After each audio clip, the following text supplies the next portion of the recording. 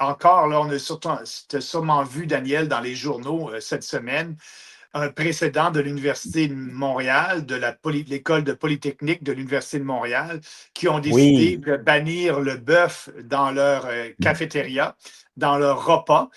Mais c'est la raison pour laquelle ils ont décidé de bannir le bœuf, c'est à cause des changements climatiques et de l'empreinte carbone.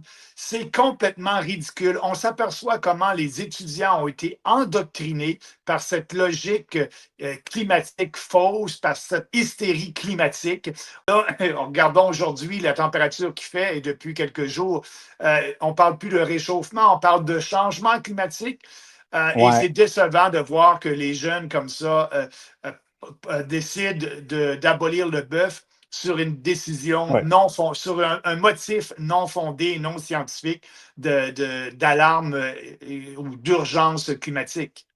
C'est le fun parce que Internet existe, puis ils l'oublient toujours. Et on a pu rappeler aux gens que la COP 28, ils mangeaient des hamburgers de Wagyu, de bœuf, eux autres, les élites. Eux autres, les élites, ils ne se privent pas. Eux autres, il n'y a pas de problème, le bœuf à côté, là, ils n'arrêteront pas. Là, hein? C'est les hypocrites. Là. Deux poids, deux mesures.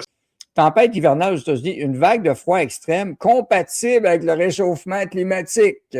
Donc, donc, des températures ressenties jusqu'à moins 40 Celsius dans certaines régions du Minnesota. Maxime, c'est parce que ça réchauffe bon. Tu sais? Écoute, tu l'as-tu inventé, Daniel, celle-là, c'est marqué Le Monde en haut. Est-ce que c'est un copie-coller ou bien c'est difficile à croire?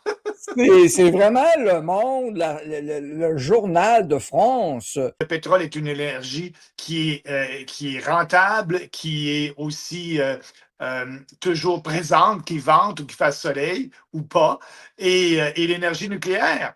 Puis c'est beaucoup moins cher que les éoliennes. Et ils s'appauvrissent au nom d'une idéologie gauchiste et non scientifique.